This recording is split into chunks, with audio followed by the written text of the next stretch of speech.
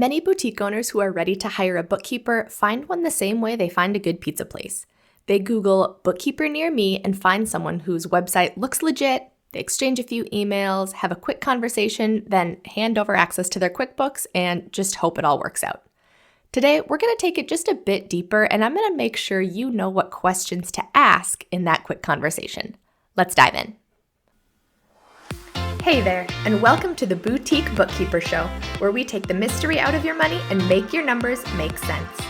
I'm Megan, virtual bookkeeper and bookkeeping coach, and I love helping female boutique owners just like you finally feel confident about the financial side of your business. If you're tired of feeling anxious every time you have to open QuickBooks, or if you're making sales but constantly left wondering, where did all that money go? You're in the right place. We'll cover all things bookkeeping and taxes, all in plain English, so you can be less intimidated by the numbers and finally start to use them to help you grow a profitable boutique. So, if you're ready to stop avoiding this whole numbers thing and start keeping more of the money you make, grab your coffee and your calculator and let's dive in. Hello, and welcome to another episode of the Boutique Bookkeeper Show. I'm Megan, and today we are going to be talking about the 8 questions you should ask a bookkeeper before you hire them. So I want to start by saying something that I think a lot of boutique owners maybe don't realize, and that is that you are allowed to interview a bookkeeper before you commit to anything. You are allowed to ask hard questions. You should expect clear answers, and you can walk away if something feels off. This is your business and your financial data we are talking about, so you get to be picky. There are thousands of bookkeepers out there. You don't need to settle for the one that's just down the street from you. Not saying there's anything wrong with them, but that is not your only option. Everything can be done remotely these days with the technology that's available. The problem is, if you're not familiar with the world of bookkeeping or what a quote-unquote good bookkeeper looks like, it's hard to know what exactly you should be looking for in a bookkeeper. So today, I'm going to give you 8 specific questions to bring into that conversation, along with what a good answer might look like and what type of answers should send you running. So let's get into it. Question number 1, how is your pricing determined? So the first thing you want to understand is how the bookkeeper actually charges for their services. Are they hourly, so the amount is going to fluctuate each month? Is it just a flat monthly rate? Is it based on transaction volume or the number of accounts they're managing? There's not necessarily a right or wrong answer here, but you should understand what drives the cost, what's going to be included in that amount, and a good bookkeeper should be able to walk you through their pricing structure clearly and explain what factors would cause your price to go up. What you don't want here is a vague quote given before they know anything about your business. So if someone throws a number out at you without asking a single question, that might be a red flag. Pricing for bookkeeping should be at least somewhat based on the complexity of your business. And if they're not asking you questions about your business, they're not necessarily thinking carefully about your situation. Question number 2. How frequently or by what date should you expect to receive your financial reports?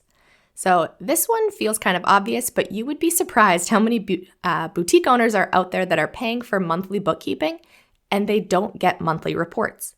I had a coffee chat consultation a few weeks ago with a boutique owner who hasn't received a single report yet in 2026. So we're 5 months in, right? May should be done. She should have May reports by now. And she's paying for monthly bookkeeping, but has nothing to show for it. And that is not okay. You should know upfront exactly when to expect your reports each month. Like I said, if you're paying for monthly bookkeeping, you should be getting monthly reports. And a good bookkeeper can even give you a specific date. So something like you'll have your monthly reports by the 20th of the following month. And if the answer is vague, or if you only get quarterly reports with your monthly bookkeeping, it might be time to look elsewhere. Question number 3, what experience do you have with retail or product-based businesses? So this is a big one, especially if your boutique has any complexity to it, which retail, I feel like everyone has complexity to it, because boutique bookkeeping is different from bookkeeping for a simple service-based business. You have inventory, cost of goods sold, your Shopify or whatever point of sale system data you have. There's sales tax.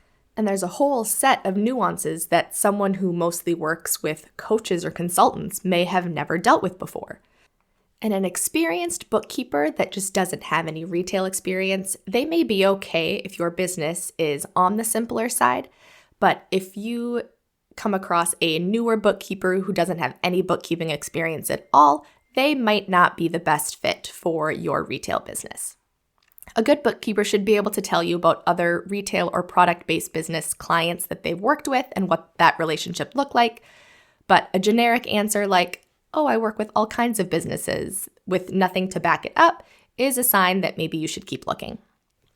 Question number 4, how do you input my sales information in QuickBooks? Do you use an integration, or do you do manual journal entries, or do you do something else?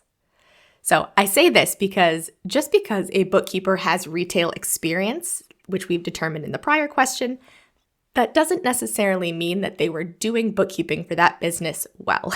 So this next question is one way to find out. A lot of boutique owners wouldn't even think to ask this, but this answer matters a lot because it is going to be an indicator of whether you can actually rely on the financial statements that they provide you, whether those numbers are actually going to be right.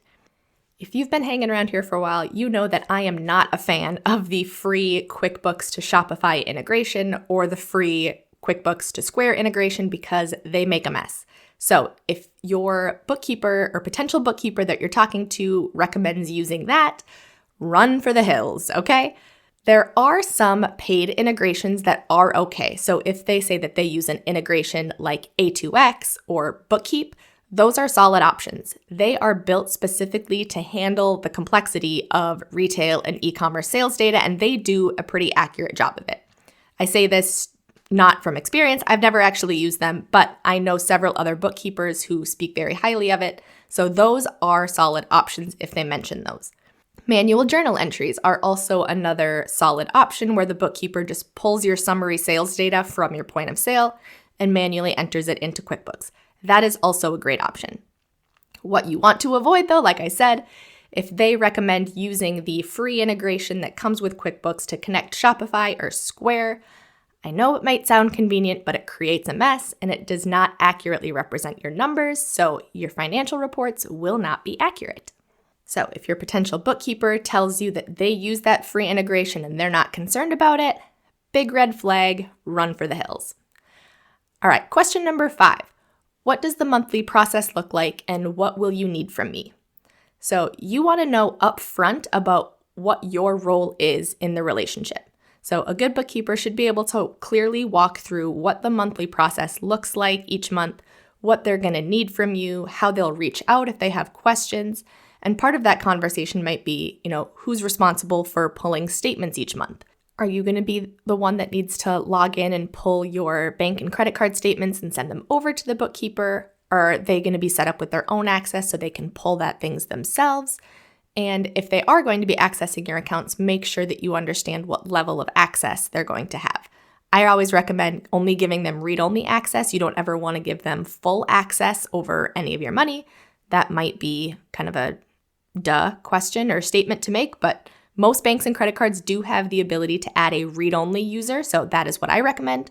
Okay, there's not necessarily a right or wrong answer here, but you want to go into the relationship with eyes wide open, knowing what your responsibilities are going to be and what your bookkeeper is going to do. Now, you shouldn't be expected to do half the work, but you can expect to be at least a little bit involved. You're probably going to have to answer, occasional questions about what this Target or Costco transaction is for because they can't read your mind, so they are going to have some questions for you. But the scenario you want to avoid is if their normal monthly process is them exporting all of your bank account transactions and sending them over to you so you can fill in what everything is for, you can probably find somebody better. All right, question number 6. Are you the one that's doing my bookkeeping or do you have a team? So this one's not necessarily a red flag either way. Some bookkeepers work solo, others have a team, and that's completely fine, but you deserve to know who's actually going to be touching your books. Something that has increased in popularity over the last couple years is actually United States bookkeeping firms starting to outsource to overseas contractors. So if that matters to you, you are absolutely allowed to ask about it. A good bookkeeper should be able to answer this question straightforward, and if you get a vague non-answer or you feel like they're dancing around it, you can push for clarity. It's your financial data. You get to know who has access to it. Question number 7, will I have access to my own books? So the answers to this question should always be yes, always. But how that plays out does depend a little bit on your situation. If you already have your own QuickBooks Online account and the bookkeeper is just going to be added to it, this probably isn't an issue. You are already the owner of the account. But if your bookkeeper is setting up a new QuickBooks file for you, you need to make sure that you are added as the primary admin user, not them. The primary admin user is the one who truly owns the account, and you want to make sure that you're not going to be stuck in some type of hostage negotiation trying to get access to your own financial data if things ever go sideways with your bookkeeper. I've heard horror stories from boutique owners who had a falling out with their bookkeeper and suddenly they had no way to access their own financial data. The bookkeeper owned the account, and there was really nothing the boutique owner could do about it. So do not let that be you. Ask this question and make sure you understand the answer before you sign anything. All right, question number 8. What is your service term? Are you going to be locked into any type of contract? So this last question is about commitment. Are you signing up just month to month? Is there a 6 or 12-month contract involved? Neither is necessarily wrong, but you need to know what you're agreeing to. Ask what happens if you want to cancel. Ask if there's a notice period. Are you required to give 30-day notice, 90-day notice? Talk about what the offboarding process might look like and whether you'll get everything you need handed off to you at the end of the agreement. All of these things should be laid out for you either in the conversation or in the contract, so make sure you take a look at that before you sign anything. Any type of vain language or a contract with no real out clause is maybe worth reconsidering. So here's what I want you to walk away with today. You are totally allowed to ask every single one of these questions and more before you commit to working with anyone. A good bookkeeper should answer them clearly and confidently because they've thought about all of this and they run a solid operation. If someone gets defensive or gives you vague answers or makes you feel like you're being difficult for asking, that tells you everything you need to know. You need to trust your gut and keep looking. So before I let you go today, I want to ask you for a small favor.